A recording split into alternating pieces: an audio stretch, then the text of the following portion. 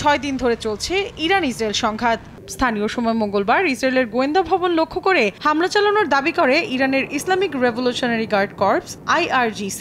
এতে ক্ষতিগ্রস্ত হয় বহু স্থাপনা। মুহূর্তেই সামাজিক যোগাযোগ মাধ্যমে ছড়িয়ে পড়ে ভিডিওটি। এছাড়া ইসরায়েলের যেসব বিমান ঘাঁটি থেকে ইরানি ভূখণ্ডে হামলা চালানো হয়েছিল সেগুলোকেই নিশানা করে সবশেষ ক্ষেপণাস্ত্র ও ড্রোন হামলা চালানো হয়েছে বলে বিবৃতি দিয়েছে IRGC।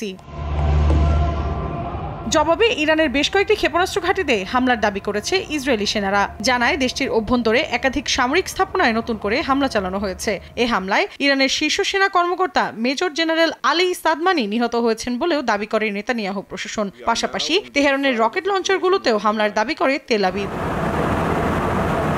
এদিকে ইসরায়েলের সঙ্গে যৌথভাবে ইরানের পারমাণবিক স্থাপনাগুলোতে হামলা চালানোর কথা ভাবছেন মার্কিন প্রেসিডেন্ট ট্রাম্প। এক প্রতিবেদনে এ তথ্য জানিয়ে CBS বলে, ফোর্দোর মতো গুরুত্বপূর্ণ পারমাণবিক কেন্দ্রগুলো এ হামলার লক্ষ্য হতে পারে।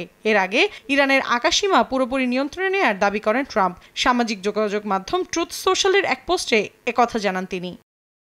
এখানেই শেষ নয়, ইরানের সর্বোচ্চ নেতা আয়াতুল্লাহ আলী খামিনি কোথায় লুকিয়ে আছেন তা জানারও দাবি করেছেন মার্কিন প্রেসিডেন্ট। তবে আপাতত তাকে হত্যার কোনো পরিকল্পনা নেই বলে জানান তিনি। এখন পর্যন্ত এ বিষয়ে কোনো মন্তব্য করেনি তেহরান। এছাড়া ইরানের পারমাণবিক কর্মসূচি বন্ধে ডোনাল্ড ট্রাম্প আরও পদক্ষেপ নিতে পারেন বলে জানিয়েছেন মার্কিন ভাইস প্রেসিডেন্ট জেডি ভ্যান্স। এক পোস্টে তিনি বলেন, ইরান প্রয়োজনের চেয়ে অনেক বেশি ইউরেনিয়াম সমৃদ্ধ করেছে, যা উদ্বেগজনক। এই সমৃদ্ধকরণ বন্ধ করতে প্রেসিডেন্ট ট্রাম্প আরও কিছু করার সিদ্ধান্ত নিতে পারেন। মৌসুমীর সাথী, সময় সংবাদ।